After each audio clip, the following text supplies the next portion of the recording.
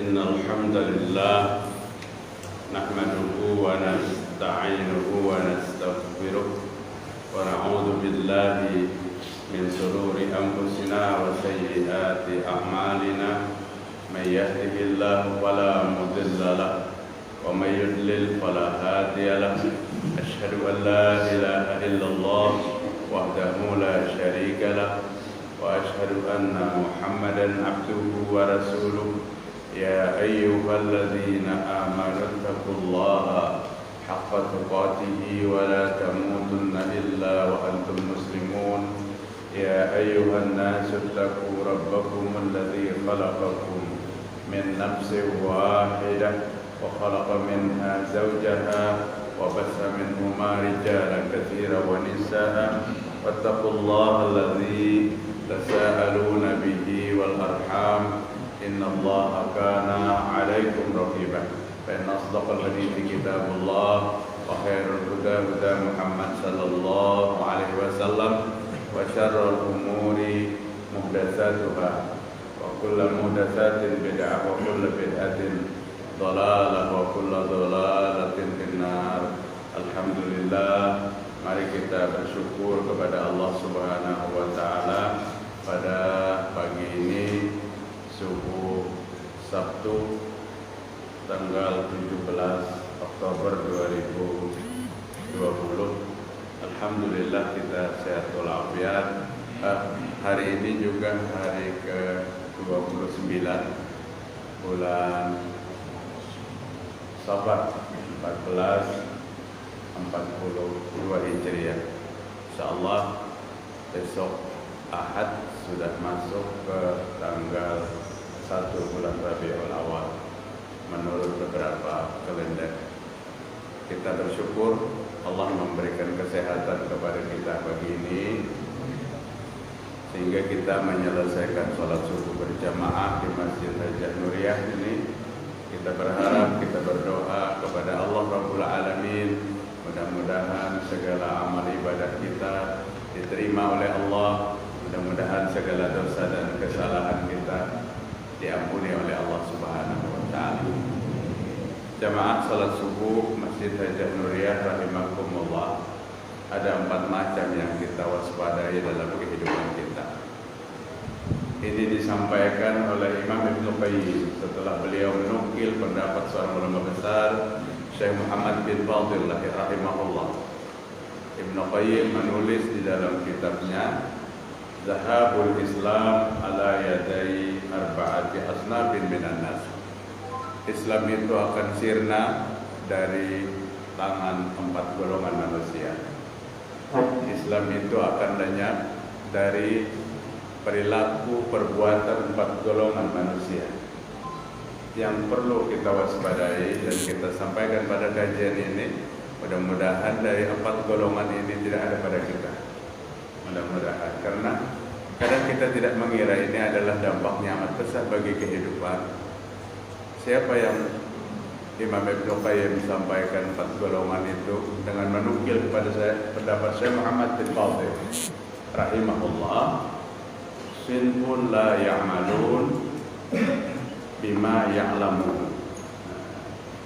Golongan orang yang banyak ilmunya tapi tidak mengamalkan ilmu. Golongan orang yang alim tapi tidak mengamalkan ilmunya. Kan ini berbahaya di dalam kehidupan, sekalipun ini ada pada orang-orang tertentu. Kita teruskan dulu. Nanti yang kedua, wasinfun ya'malun bima la ya'lamun. Ada lagi golongan yang senang beramal, suka beribadah, bima la ya'lamun, tapi tidak dengan dasar ilmu. Beribadah tidak dengan dasar ilmu. Dasar apa ibadahnya? Dengan dasar taklid. Pada saat seseorang melaksanakan, dia cepat mengikuti tanpa mengecek. Padahal ilmu itu lebih afdal daripada ibadah. Bagaimana kita bisa beribadah yang benar tanpa ada ilmu yang kita ibadahkan? Ternyata golongan kedua juga berpeluang untuk menjadikan Islam itu lenyap dari kehidupan seseorang. Dan yang ketiga, wasinun la ya'malun wa la ya'lamun. Ada golongan yang kadang mau beribadah dan kadang mau menuntut ilmu. Ulama menyebutkan golongan ini kal an'am, seperti binatang ternak, bal hum adall, atau lebih sesat daripada binatang ternak. Menuntut ilmu, tidak mau beribadah, malas. Juga berpeluang untuk menghilangkan Islam dalam diri seseorang. Kemudian yang keempat, kata Ibnu Qayyim, wasinfun yamna'una an-nasa min at-ta'allum. Ada lagi golongan yang menghalang-halangi manusia untuk menuntut ilmu. Jadi ada golongan khusus yang menghalangi manusia untuk menuntut ilmu. Ulama menyebutkan ini golongan hizbus syaitan, pasukan-pasukan syaitan yang kerjanya apabila ada orang hendak berbuat baik maka dihalang-halangi. Dan ini ada pada manusia. Mudah-mudahan tidak ada pada kita, karena kita juga manusia. Mudah-mudahan itu tidak ada pada kita. Keempat macamnya ini sangat berbahaya di dalam kehidupan kita. Ada satu ungkapan, perkataan Umar bin Khattab radhiyallahu anhu yang berhubungan dengan apa yang ulun sampaikan. Umar bin Khattab berkata pada saat dia bernasihat kepada Ziyad bin Hadir, seorang muridnya. Qala li Umar bin Khattab, berkata kepada Umar bin Khattab radhiyallahu anhu. Apa kata Umar kepada Ziyad? Hal ta'rifu ma yahtimul Islam? Apakah kamu tahu apa yang meruntuhkan Islam itu? Apa yang meruntuhkan Islam? Maka Zaid bin Hadir berkata, tidak mengerti. Kada tahu. Apa wahai khalifah yang meruntuhkan Islam? Maka qala Umar berkata, yahdimuhu, yang akan meruntuhkannya zallatul alim. Zallatul alim, tergelincirnya seorang ulama. Seorang ulama yang seyogianya fokus pada kedudukannya untuk memberikan siraman-siraman kepada umat. Suatu hari ulama yang tadi tergelincir, keluar daripada kedudukan fitrahnya, kedudukan aslinya. Apapun yang membuat ketergelinciran itu, umumnya yang membuat manusia tergelincir itu kan tiga, Pak. Tiga. Termasuk ulama bisa tergelincir karena tiga itu. Yang pertama, tahta, bisa. Yang kedua, harta. Apabila sudah tahta ada, jabatan ada, harta banyak, maka yang ketiga ini pasti menyusul. Apa yang ketiga itu, Pak? Iya, biar jawab sendiri. Yang ketiga, wanita. Zallatul alim, sesuatu yang menggelincirkan ulama, tiga macam. Di mana? Apakah ulama tidak boleh memegang tiga macam? Bukan tidak boleh.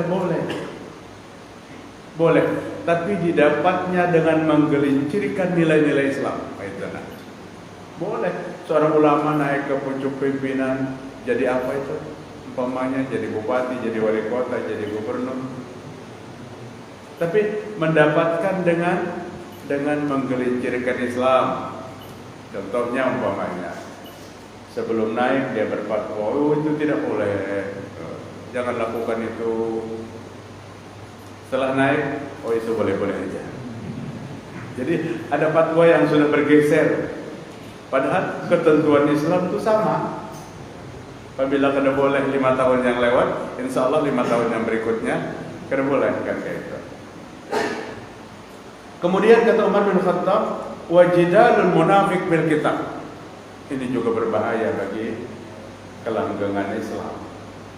berdebat dengan munafik, dan munafik ini menggunakan dasar-dasar Al-Quran. Banyak Pak orang-orang munafik itu yang mengerti Al-Quran dari masa lalu sampai hari ini, sampai hari ini. Mereka mengerti dasar-dasar Al-Quran dan dia gunakan untuk mendebat umat Islam. Tujuannya apa? Untuk melemahkan Islam itu sendiri. Jidalul munafik. Maka Nabi Muhammad SAW melarang untuk perdebatan di dalam Islam. Selesaikan sesuatu itu dengan baik, jangan untuk berdebat. Bahkan Nabi katakan Allah akan bangunkan rumah di pertengahan surga bagi orang yang menghindari perdebatan. Walakin muhiqqan, sekalipun dia berada pada posisi yang benar. Kami ini jadi berdebat, kami benar. Kata Nabi, tidak perlu diselesaikan dengan perdebatan. Selesaikan dengan dakwah akhlakul karimah. Karena perdebatan itu jelek. Perdebatan itu bisa berhabangan mata. Perdebatan itu bisa bergeganalan urat bulu yang akhirnya menggebrak meja, adu jotos. Itu ujung daripada perdebatan. Sampaikan sesuatu dengan dakwah yang lembut, bukan dengan perdebatan. Yang ketiga, kata Umar bin Khattab radhiyallahu an, yang berpeluang meruntuhkan Islam itu wa hakama aimatul mudillin, duduknya pada tampuk kepemimpinan seorang pemimpin yang menyesatkan, seorang pemimpin yang sesat, kekeliruan dalam memilih, kekeliruan dalam memilih. Seyogianya ini tidak terjadi, apalagi di wilayah kita apabila keliru satu kali 5 tahun kita akan menyandangnya. Ini pas ini dalam menghadapi pilkada. Betul-betul kita memilih yang terbaik kalau ada. Kalau ada juga yang terbaik, yang paling kurang keburukannya. 1, 2, 3, 4 tina buruk bertaat, pilih yang paling halus keburukannya. Karena apa? Apa yang kita pilih kita akan bertanggung jawab. Kita akan bertanggung jawab di hadapan Allah Subhanahu wa taala. Apalagi pemilihannya dengan sistem rishwah, sistem sogok. Wah, berbahaya. Ar-rashi wal murtashi wa huma finnar. Menyogok dan yang menerima sogok, kedua-duanya akan bersama. Di mana? Di neraka. Tapi yang menyogok dan menyerahkan lewat orang lain, bertambah lagi dengan orang yang membawakan sogoknya itu. Yang pasti, apalagi ada undang-undang kada boleh sogok menyogok, tapi kada bungul-bungul manusia kadang-kadang. Maka kata Umar bin Khattab, kata Ibnu Qayyim rahimahullah, usulul khataya salas. Sumber kemaksiatan itu 3 macam. Sumber kemaksiatan itu 3 macam. Apa? Yang pertama al-kibru. Al-kibir, kesombongan. Kesombongan itu sumber kemaksiatan terbesar. Karena tidak ada manusia di muka bumi ini yang paling maksiat lebih daripada iblis. Dan puncak kemaksiatan iblis adalah aba wastakbar. Dia enggan kepada perintah Allah dan dia sombong kepada Allah Ta'ala. Jadi kesombongan sumber kemaksiatan. Yang kedua, sumber kemaksiatan al-hirsu. Al-hirs ini ambisi yang terlalu tinggi. Tidak bolehkah kita berambisi di dalam hidup? Kalau tidak berambisi di dalam hidup, hidup kita tidak akan jalan. Silakan berambisi kepada sesuatu, tapi manakala ambisi itu tidak terkendali sampai pada titik menghalalkan segala cara, ini adalah sumber kemaksiatan. Untuk mendapatkan apa yang dia ambisikan, dia laksanakan sesuatu yang bertentangan dengan hukum Islam. Maka ambisi yang paling tinggi itu adalah sumber kemaksiatan terbesar. Akan terjadi penghalalan segala cara. Akan terjadi penghalalan segala cara. Dan yang ketiga, sumber kemaksiatan al-hasad. Al-hasad itu iri dengki. Iri dengki, terjadinya pembunuhan pertama oleh Qabil kepada adiknya yang bernama Habil, anak Nabi Adam. Kenapa? Karena hasad. Hasad akan melakukan berujung kepada satu perbuatan yang terlarang, apapun bentuk perbuatannya, termasuk mengorbankan saudara kandungnya. Kan karena hasad. Nabi Adam mengatur anak buahnya dengan peraturan munakahat, boleh nikah bersaudara, tapi jangan saudara yang sama-sama lahir. Qabil kebetulan waktu itu Datu Hawa, istri Nabi Adam, lahir itu kembar, laki satu, perempuan satu. Itu kembar apa namanya itu, Pak? Kembar apa? Kembar pengantin. Orang Banjar menyebutkan kembar pengantin. Nang kembar siam itu sama kan? Sama. Jadi apabila lahir satu laki, satu perempuan, satu laki, satu perempuan, aturan pernikahan boleh nikah dengan saudaranya yang tidak sama-sama lahir. Qabil lahir dengan seorang wanita yang bersamanya cantik luar biasa wanitanya. Habil lahir dengan seorang wanita kembarnya yang kurang cantiknya. Di sini mulai terjadinya kecemburuan. Di sini mulai terjadinya hasad, iri dengki. Kalau keinginan kita menginginkan sesuatu kemudian kita berusaha, belum hasad, belum iri dengki, hasad itu merusak orang lain dulu habis-habisan, baru kita tampil. Jadi banyak perilaku ini dipakai oleh orang-orang yang akhir zaman. Dia habis-habisan menjatuhkan karya orang lain, padahal dia ingin maju umpamanya. Nauzubillahi min dzalik. Qabil seperti itu. La aqtulannaka, kata Qabil dalam Al-Quran. Habil, kamu nanti kubunuh.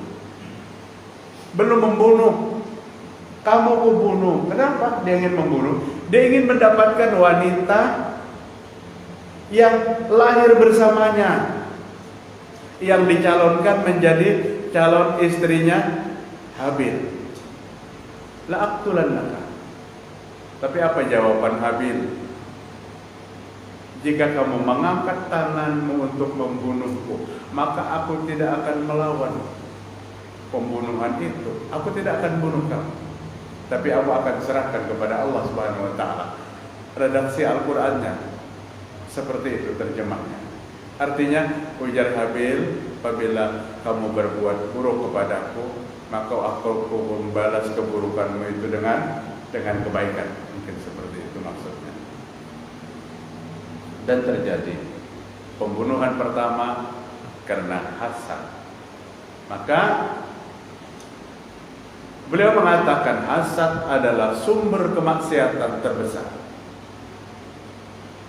Pertama kesombongan, yang kedua ambisi.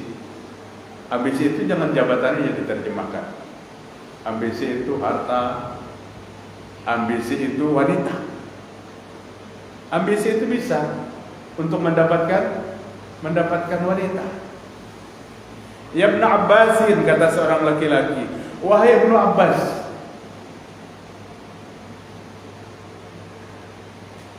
hatabtu imra'atin fa'abat.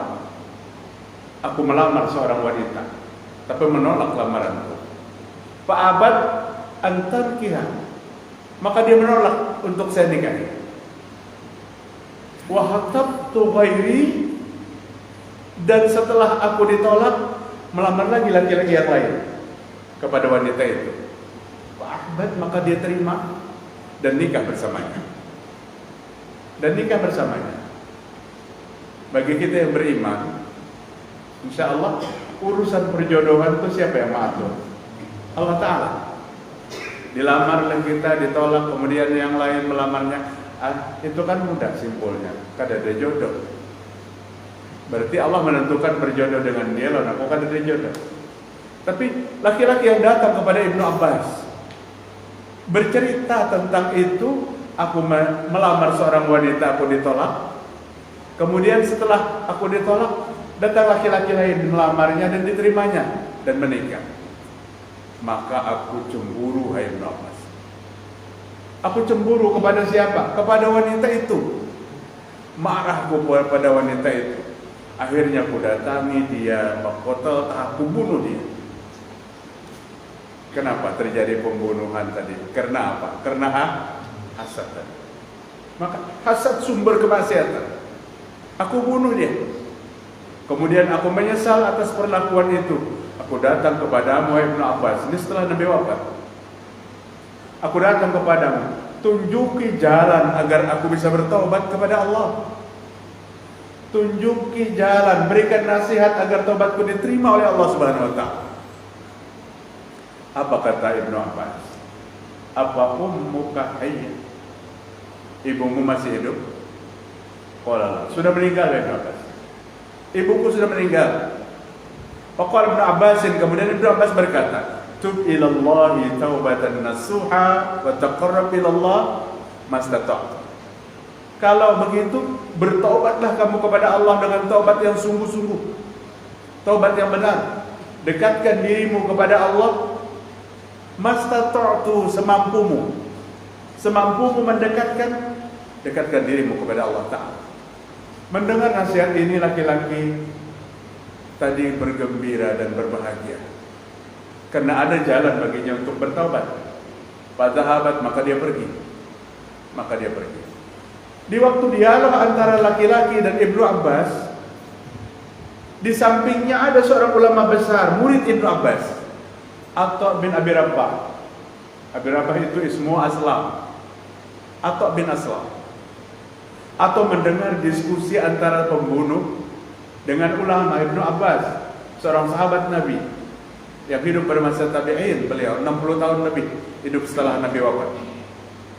Atau berkata, kata Atha ya Ibnu Abbasin, wahai Ibnu Abbas, pada saat dia melaporkan dia membunuh seorang wanita yang dia ingin mau nikahi tapi menolaknya, kemudian dia minta ditunjukkan jalan untuk bisa bertobat.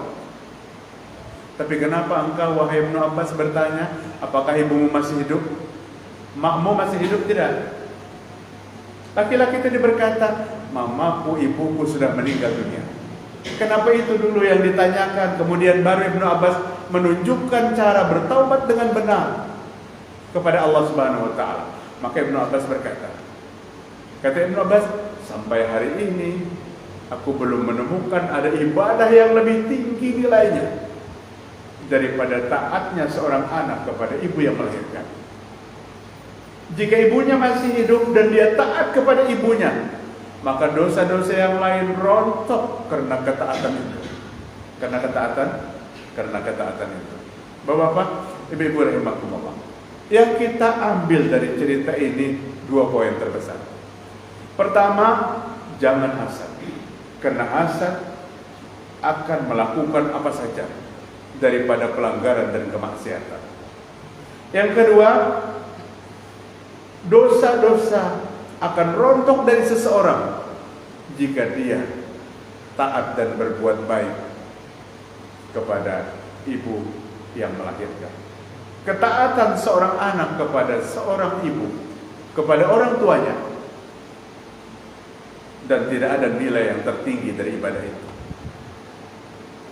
Jemaah sekalian rahimakumullah, kembali kepada tema awal kita.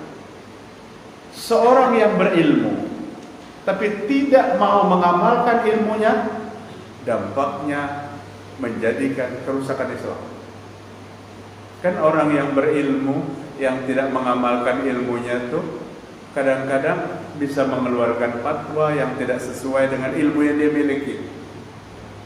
Yaitu kemarin boleh, kemarin tidak boleh, hari ini boleh. Ini ciri-ciri ulama yang tidak konsisten dengan ilmu yang dia miliki. Dia berfatwa dan umat terkecoh kepada banyaknya ilmunya. Sehingga apa aja yang dikatakannya, umat akan meniru, umat akan ikut dengan fatwanya itu. Dan di sini dampaknya Islam itu hancur dari tangan seorang ulama yang tidak konsisten dengan ilmu yang dia miliki. Ilmu yang dia miliki. Ancaman Allah pun luar biasa. Kabura maqtan indallahi an taqulu ma la taf'alun. Besar sekali murka Allah kepada orang yang berkata tapi dia tidak berbuat. Tidak ada perintah dalam Islam yang Nabi menganjurkan kecuali Nabi melaksanakan lebih dulu. Kecuali Nabi melaksanakan lebih dulu, kemudian Nabi perintahkan. Kecuali ada beberapa hal yang Nabi katakan, aku sunnahkan kepada kalian ini, tapi aku tidak mengerjakan. Nabi mengatakan lebih dulu, tapi umumnya semua perintah yang Nabi laksanakan, Nabi praktekkan. Dan Nabi mengatakan, yuja'ur rajulu yaumul qiyamah, pada hari kiamat akan didatangkan seorang laki-laki, faqtabuhu minan nar, maka dilemparkan ke dalam neraka. Setelah dilemparkan ke dalam neraka, mungkin kena saking kerasnya pelemparannya, akhirnya pecahlah perutnya dan berhamburanlah isi-isi perutnya. Dengan cara siksa seperti ini, orang dalam neraka pun bingung. Fayaduru kama yadurul himan birahah. Laki-laki itu disuruh keliling neraka seperti berputarnya himar pada penggilingan gandum. Dulu kan tenaga himar itu diambil untuk menggilingkan gandum sehingga bisa dimasak, dikonsumsi. Seperti itu kata Nabi, berputar-putar laki-laki ini. Fajama ahlun nar, ahli neraka berkumpul. Orang yang sedang dalam siksa. Di neraka itu kan gak ada siksa. Orang yang sedang dalam siksa bingung melihat cara penyiksaan kelompok yang baru dimasukkan ke dalam neraka. Dilemparkan begitu keras, berhamburan isi perutnya, disuruh berkeliling neraka. Maka berkumpullah orang neraka dan bertanya penghuni neraka, Masya'nu, apa yang terjadi kepadamu wahai laki-laki? Aneh maksudnya, cara penyiksaan untukmu aneh, tidak pernah kami temui. Di antara penghuni neraka ada yang mengenalnya. Ada yang mengenalnya. Katanya, bukankah engkau ta'muruna bil ma'ruf wa tanhana 'anil munkar? Bukankah engkau dulu yang mengajak kami berbuat baik dan melarang kami berbuat buruk? Mungkin kalau mudah kita paham, pian guru ulun dulu waktu di dunia. Sampian yang mengajak ulun berbuat baik, memerintahkan kepada kami untuk melaksanakan perintah Allah dan menjauhi larangan Allah Ta'ala. Apa jawab laki-laki itu? Betul, aku yang mengajak kalian berbuat baik, tapi kebaikan itu tidak pernah aku lakukan dalam hidup. Aku yang melarang kalian berbuat maksiat, tapi aku pelaku kemaksiatan itu. Hadis diriwayatkan Imam Bukhari. Gambaran siksa bagi orang yang taqulu ma la taf'alun, berkata tapi tidak berbuat. Artinya apa kata Imam Sufyan Ats-Tsauri? Dalam menuntut ilmu jangan hanya berniat mendapatkan pencerahan semata. Dalam menuntut ilmu jangan hanya berniat untuk menambah wawasan agama semata. Berniatlah kita dalam menuntut ilmu agama untuk menambah wawasan dan pencerahan dan untuk mengamalkan ilmu itu. Karena ada dampak dalam kehidupan seseorang, ilmu yang didapat tapi tidak diamalkan. Dan berat sekali dampaknya adalah jika itu dilakukan oleh seorang ulama, maka ini peluang pertama untuk melenyapkan Islam dari kehidupan dan sekelilingnya. Yang kedua, pengrusak Islam yang kedua, kata Muhammad bin Fadil yang ditulis oleh Imam Ibn Qayyim, wasinpun, dan golongan yang kedua, ya'maluna ma la ya'lamun. Ini banyak sekali. Banyak sekali yang kedua ini. Golongan yang bersemangat beramal tapi kada berilmu, kada ada ilmunya. Amal tanpa ilmu, kesalahan lebih banyak daripada kebenarannya. Jadi ilmu itu lebih mulia daripada amal. Kenapa? Karena dengan ilmu kita mendapatkan cara beramal yang baik. Kenapa kita sholat subuh 2 rakaat? Karena ilmu tentang sholat yang diajarkan Nabi, subuh itu memang 2 rakaat. Kita mengenal lebih dulu subuh itu 2 rakaat, baru kita melaksanakan salat subuh. Al-ilmu afdalu minal ibadah. Ilmu itu lebih afdal daripada ibadah. Kenapa setelah salam tadi kita istighfarnya hanya 3 kali? Astagfirullah, astagfirullah, astagfirullah. Yang pendek lagi. Kita tidak baca astagfirullahalazim alladzi la ilaha illa huwal hayyul qayyum wa atubu ilaih. Kenapa? Karena ilmunya Rasul mengatakan, katakan istighfar setelah salam, istighfarnya itu jumlahnya sekian. Astagfirullah, astagfirullah, astagfirullah. Kita tambahi tidak perlu. Kita kurangi apalagi. Satu amalan yang Nabi sampaikan dengan waktu yang tertentu dan jumlah tertentu, bacaan tertentu, tidak ada hak bagi kita untuk merubahnya, sekalipun dari pendapat siapapun. Ijma' para ulama, kata Imam Syafi'i, sependapat para ulama, sesungguhnya sesuatu yang datang sesuai dengan sunnah yang Nabi ajarkan, haram merubahnya karena perkataan Abu Bakar, haram merubahnya karena perkataan Umar. Apalagi kita bukan Abu Bakar dan Umar radhiyallahu anhuma. Sesuatu yang Nabi ajarkan kemudian dirubahnya. Kenapa kamu rubah? Karena Abu Bakar radhiyallahu anhu mengatakan seperti ini. Bertentangan dengan apa yang Nabi ajarkan. Haram merubahnya. Maka pendapat siapapun tidak berhak untuk menjatuhkan ketentuan Al-Quran dan ketentuan As-Sunnah. Di sini pentingnya ilmu bagi sebuah ibadah. Orang yang banyak beramal tapi tidak ada ilmunya, akan terjadi keburukan-keburukan yang banyak. Keburukan yang banyak, bahkan Nabi Muhammad sallallahu alaihi wasallam menyampaikan dalam sebuah hadis yang mutawatir, dalam hadis yang sahih, man amila amalan laisa alaihi amruna fahuwa rad. Siapa yang melakukan satu amal yang tidak ada perintah dari kami, maka amal itu tertolak. Bagus bagi ahli ibadah, cari dulu amal yang akan diterima Allah Ta'ala. Dan mencarinya mudah. Di mana mencarinya? Cari sumber amal itu ada atau tidak. Karena ini hadis Nabi, sahih hadisnya. Sumber amal itu ada atau tidak? Tidak ada. Jangan ikut-ikutan. Karena Nabi mengatakan, amal itu ditolak. Amal itu ditolak. Semangat beribadah tinggi, tapi ilmunya tidak ada, akan menjadikan umat terkecoh karena dia ahli ibadah. Tiap hari di masjid umpamanya, atau dalam penampilannya sehari-hari memang menggambarkan dia ahli ibadah, umat akan mengikuti apa yang dia katakan dan dia perbuat. Padahal di dalam jiwanya tidak ada ilmu tentang itu. Tidak ada ilmu tentang itu, sehingga dia sampaikan begini, penuh dengan kesesatan berkepanjangan dan diikuti oleh umat. Sehingga yang kedua ini peluang terbesar untuk hadamul Islam, melenyapkan Islam. Yang ketiga, wasinfun la ya'malun wa la ya'lamun. Ada lagi golongan yang kadang mau beribadah dan kadang mau menuntut ilmu.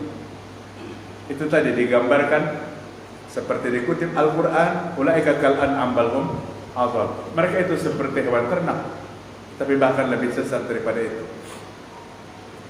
Artinya apa? Kita harus wajib diperintahkan untuk menuntut ilmu. Kita wajib juga untuk mengamalkan ilmu itu.